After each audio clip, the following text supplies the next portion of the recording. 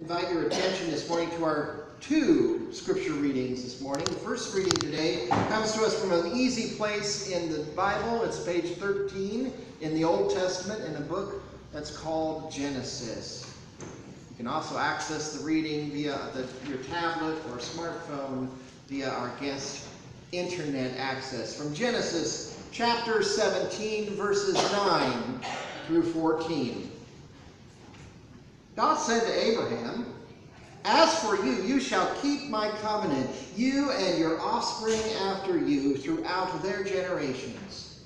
This is my covenant, which you shall keep between me and you and your offspring after you. Every male among you shall be circumcised. You shall circumcise the flesh of your foreskins, and it shall be a sign of the covenant between me and you.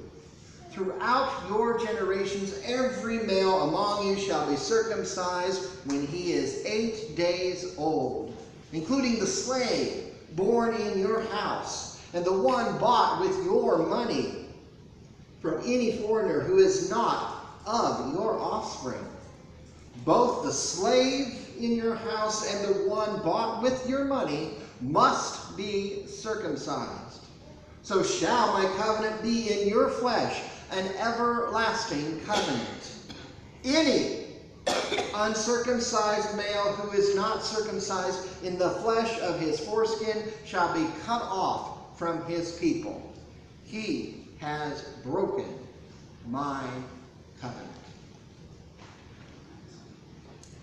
Our second reading this morning comes to us from a letter of the Apostle Paul that he wrote to several churches that lived in the province of Galatia. Commonly called the book of Galatians. You'll find Galatians in that second section of the Bible that's commonly called the New Testament, and our reading is on page 190 in the New Testament.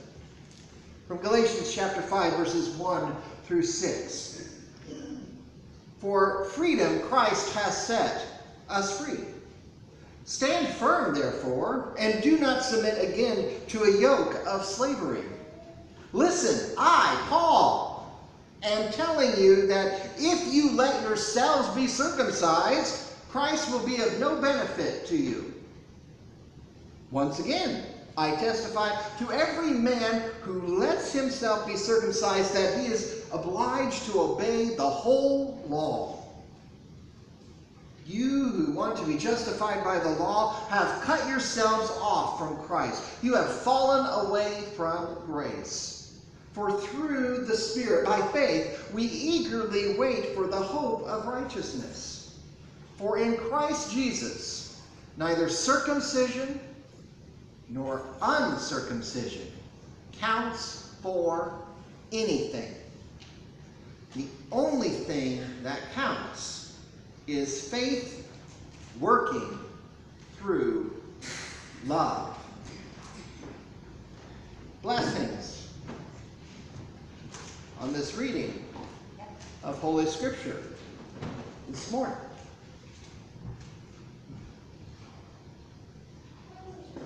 God said it, I believed it, that settles it, right? But we have two passages here. We have one that says circumcised males.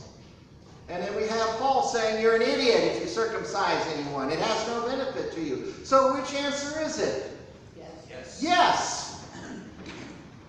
Besides, I have some questions to ask you all because you always want, everyone desires as a congregation, a biblical preacher, someone that preaches from the Bible. And I want to give you clear instructions, but I do have these questions that I think you can help me answer, all right? Because after all, Leviticus 18:22 clearly states that homosexuality is an abomination, right? So, okay. Question number 1. Would I put a bull on the altar as a sacrifice? I know it creates a pleasing odor to the Lord. This can be found, by the way, in Leviticus chapter 1, verses 9. The problem with me burning my bulls on my altar is with my neighbors. Because, you see, they claim that the odor is not very pleasing to them. Should I smite them? Or perhaps this, I would like to sell someone into slavery, as sanctioned by Exodus 21:7. In this day and age, what do you think is a good price for a son?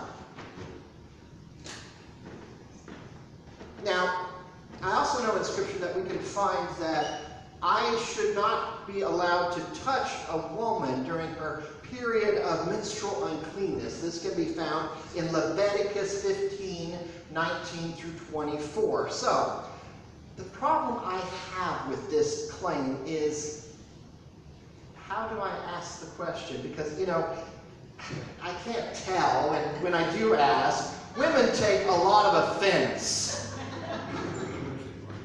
How do I do this?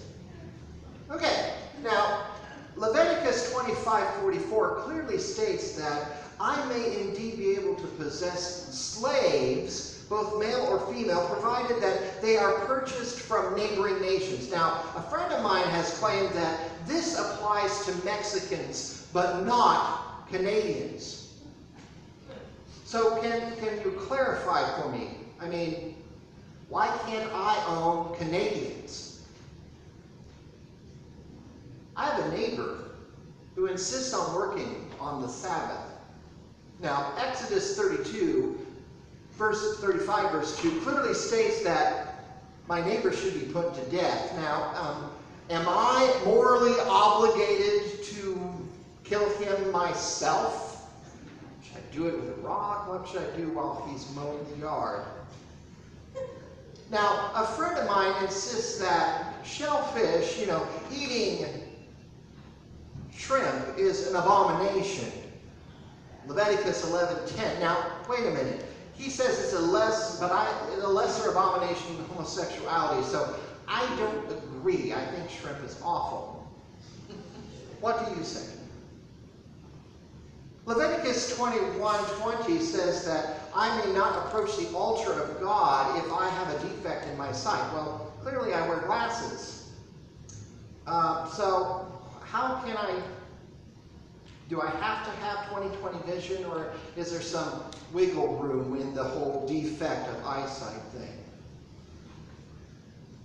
Now, I've noticed that most of the men here are clean-shaven more often than not, and have their hair trimmed, including the hair that's around their temples.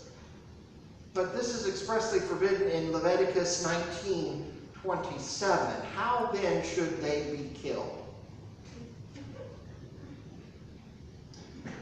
Now, I know that Leviticus 11:6 through 8 says that touching the skin of a dead pig would make me unclean. But can you still play football as long as you wear gloves?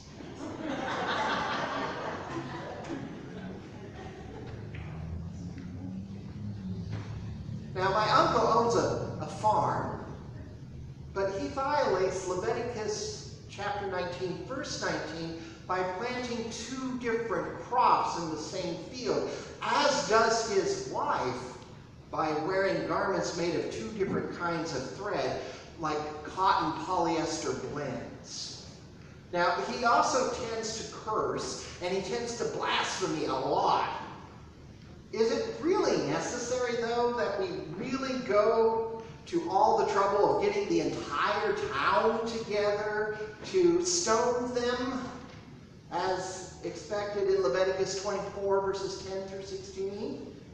Couldn't we just, maybe burn them to death at a private family affair? We'll call it a barbecue or a family reunion or something, and with the same punishment that we can offer when people sleep with their own in-laws, according to Leviticus 20:14. These are questions that I need answers for if I'm going to take the Bible literally as the Word of God. Something's wrong here, isn't it?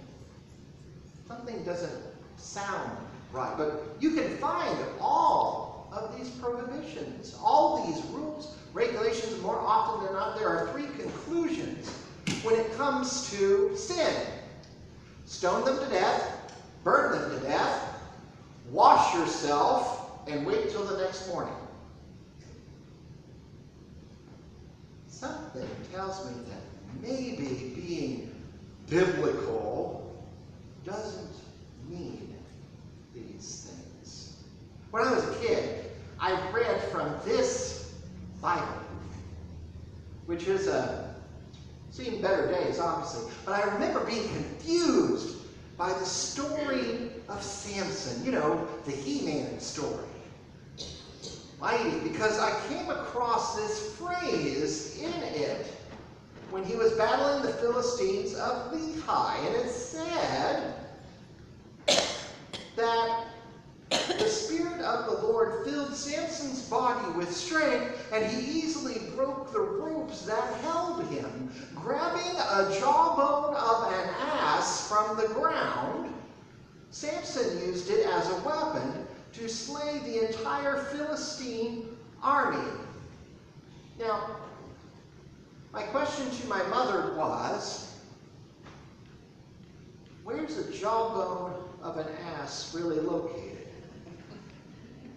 Because I had heard the word ass apply to a different part of the anatomy. And I was pretty sure that a jawbone, short of it being a politician of either party, isn't there. So my mother took a moment, read the passage, and thankfully there was this helpful 1980s artwork that showed Samson with the jawbone, and she said it's an old word for donkey. Ah, that makes sense. And of course, based on King James. So, the Bible is a wonderful book, but it's also a perplexing book. It's an awful book. It has these wonderful parables of Jesus, but it has these awful lists of names in the book of Chronicles. And every elder I know hopes I never assign them a reading from Chronicles, where they have to read those Old Testament names that are so bizarre. We have the story of the Exodus from Egypt, but then we also have the awful story of the concubine, rape, and murder at the end of Judges. It's confusing, yet it's fascinating, and often I do find answers to my questions, but more often than not I have more questions to the answers. Now, our scripture reading is about a topic that at least half of the human population doesn't even need to worry about: male circumcision. I bet you didn't wake up this morning thinking that this would be the topic we would have in church today. And I know that some men are squirming out there, but we read in Genesis how God has ordered every male, whether they're slave or bought or free, in Abraham's household and every generation after, to be circumcised, because God declares in Genesis, any uncircumcised male who is not circumcised shall be cut off from his people and has broken my covenant. But then we read in Galatians chapter 5 that Paul says, if you let yourselves be circumcised, Christ will be of no benefit to you. To be circumcised or not seems to be a question here. But the greater question might be who you choose to love more. The Bible or Jesus? Because some of us choose the Bible rather than choose Jesus.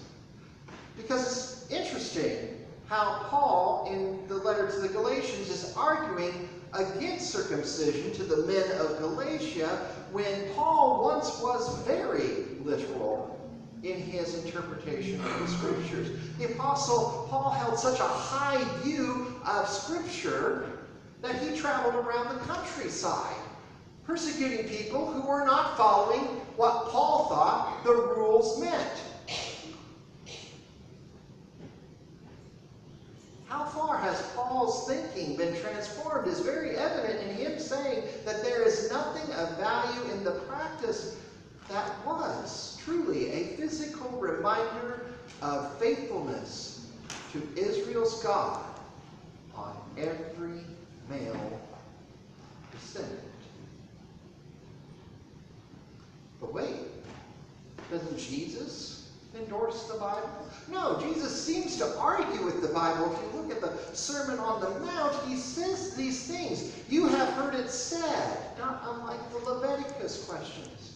But I say unto you, and more often than not, he's not endorsing what was said before. Instead, he's challenging us to think higher and to proclaim a greater truth than what the text tells us to believe. And for the first 300 years that the church was established, its Bible was only the Old Testament, the scripture of the Hebrews.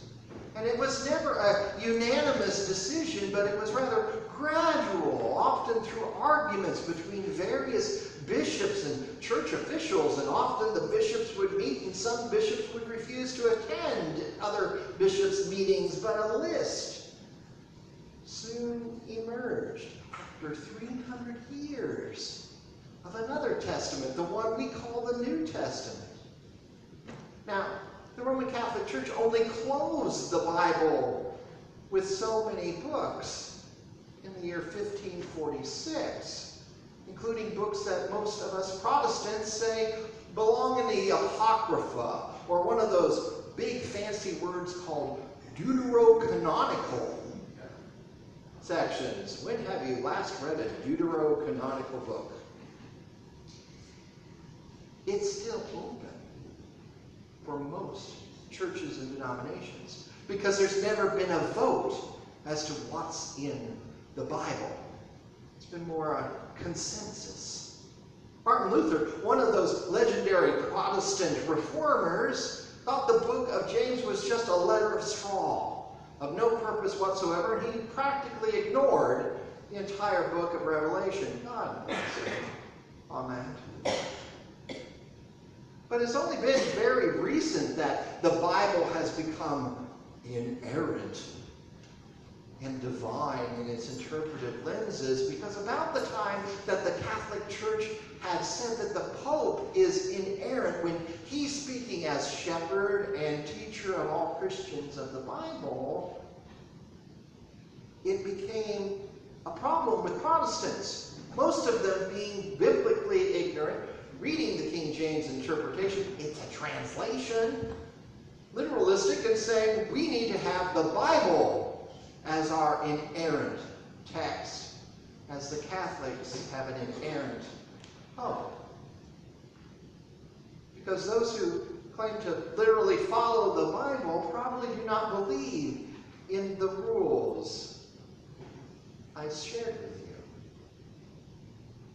Should we stone rebellious sons and daughters? Are you wearing polycarbon fabrics? Are you wearing a blend of polyester and cotton? Because that is an abomination before the Lord. Or are you eating food that is multi-grain at the Subway? That too is an abomination. I hope you enjoy your lunch today. What's acceptable is men having apparently multiple wives. God help us. What's acceptable in the Bible is keeping slaves, selling slaves. If the slave is beaten, as long as they live 3 days, then it's fine. But if they die within 3 days, then you need to offer a sin sacrifice to the Lord. Short people. I think short's a little relative to us all, but thin people, people with hunched backs, or people with corrective eyesight are banned from serving as clergy. I guess today is my last Sunday with you all. Because we must choose between the authority of the Bible or the authority of Jesus. And Jesus can perhaps help us handle our Bible better than saying every word of it is equal status and standing. Because Jesus never commanded us to love the Bible with all our heart, with all our soul, with all our mind, or with all our strength. No, he did command us to love God and love neighbor as ourselves. So maybe when Scriptures don't love God and Scriptures don't love neighbor and Scripture doesn't love us, maybe it's not the authority we should trust. Maybe our interpretation is doubtful in that. Otherwise, we find ourselves becoming just like the Galatians, with Paul as that former Pharisee telling us that it's not Christ like to highlight one rules and ignore the rest. You either take it all or you take nothing. Besides, there was something far more important than these recorded words of ancient forebears of our faith that are now part of our Bible. Notice not too many of them go to the Bible to speak to God. Rather, they go to prayer to speak to God. The book is a poor partner for any kind of relationship here. The Bible at its very best will give us its guidance. It makes a horrible second God.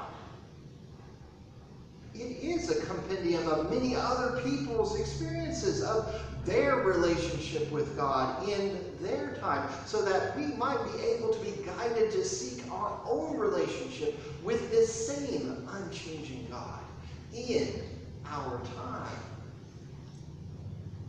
The best authority that we can give our Bible is to literally not treat every word as equal, but rather to let it speak in the life of prayer, to hold our Bible with our prayers. Jesus rarely seems to read anything in the Gospels, but he often is called and told that he goes out to a deserted place to pray.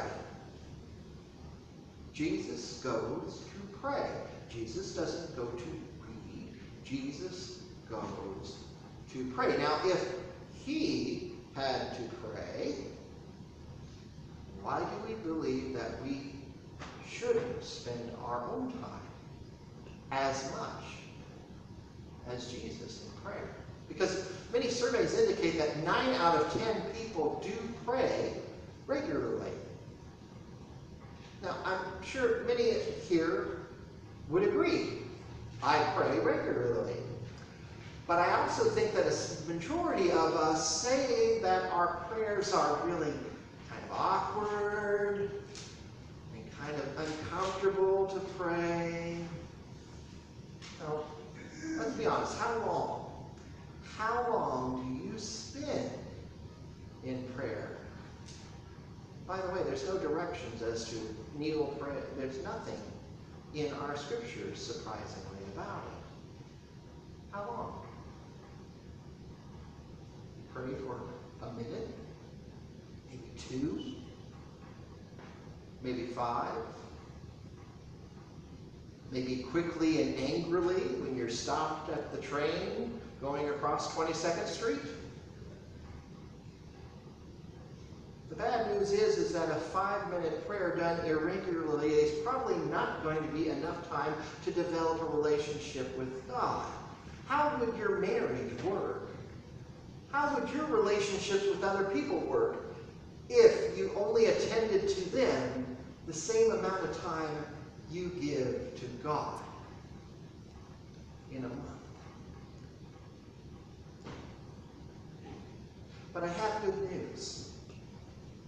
That you will find that your connection with God will improve through a few principles, shall we say, that seem a little unreasonable and maybe even impossible to do at first, but are consequential if you start to do them regularly.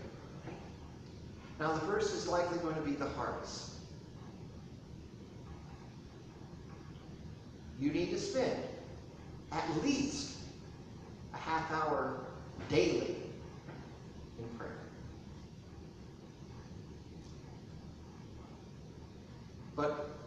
probably thinking, 3 minutes times 10 times as long is probably going to be not so good for me. But maybe we need to say that this half hour isn't spent the same way as you spend those 5 minutes you are doing occasionally to God, as if God is a fire extinguisher in your life.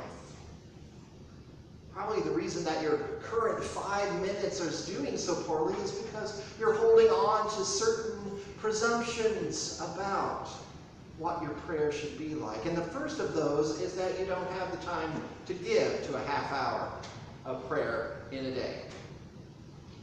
Now, how many have watched every episode of Game of Thrones? And how long were those episodes of Games of Thrones? Hour at least, right? Yeah. They're about 68 minutes. 8 seasons. How many hours did you spend binge watching your favorite television series that in 5 years' time, short of it being at the Decatur brewery, isn't going to matter except for trivia and Jeopardy answers? You make time for what is important, as my famous wife has said often. You will find the time if it's important to you, if it seems important. And some of those Game of Thrones episodes were probably a complete waste of time. But you still watched it.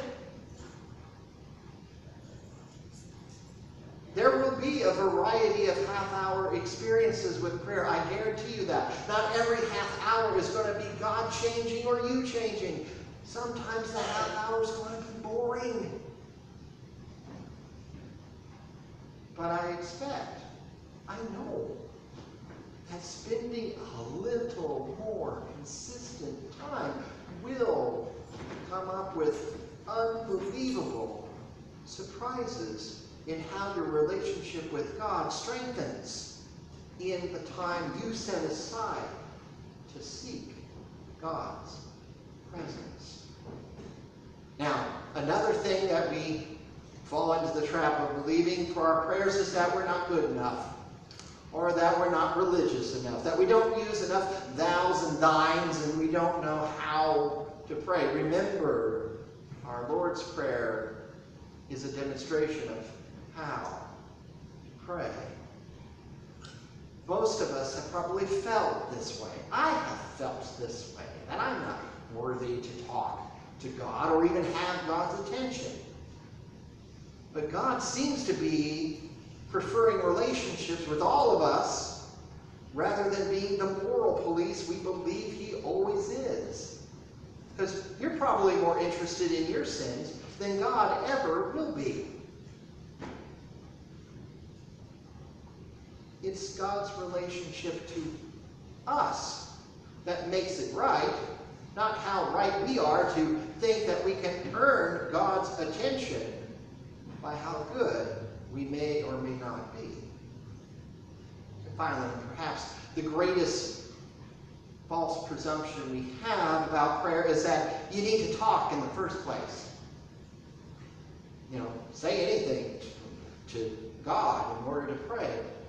Prayer is less about speaking and more about listening. There's an apocryphal story about Mother Teresa having an interview with a reporter in response to a remark that she prayed every day. And the reporter asked, "Well, Mother Teresa, what do you say to God?" "I don't say anything," Mother Teresa responded. "I listen." "Then what does God say to you?" "God doesn't say anything," Mother Teresa replied. "God listens." At this point, the reporter was completely confused and then asked, "Well, how can you pray when both you and God do nothing but listen?" "Okay, explaining this," Mother Teresa responded, "would take far longer than you have time for." God. Hearing the voice of love that's revealed through the scriptures we have. Maybe just like the sound of falling snow. You don't hear the snow falling, but you perceive something's different, nearly imperceptible, but our senses respond differently. Our voices are quieter on a winter's morn. We spend less time talking about God, less time giving God our butler's list of things we want to be done, and more time perhaps turning off the distractions that make God's voice so easily ignored, or direct more time to listening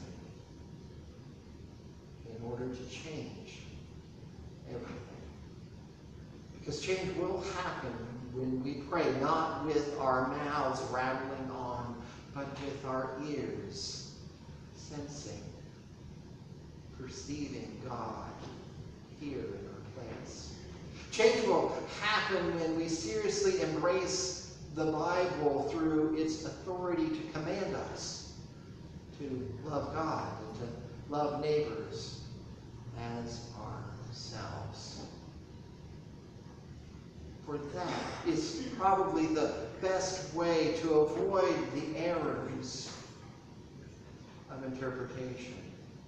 For failing to follow the rules, to live daily in God's voice, and to be literally loving in our time and in our place.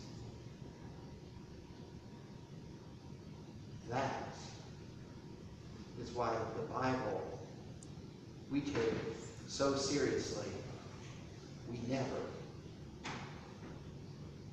are comfortable with it literally.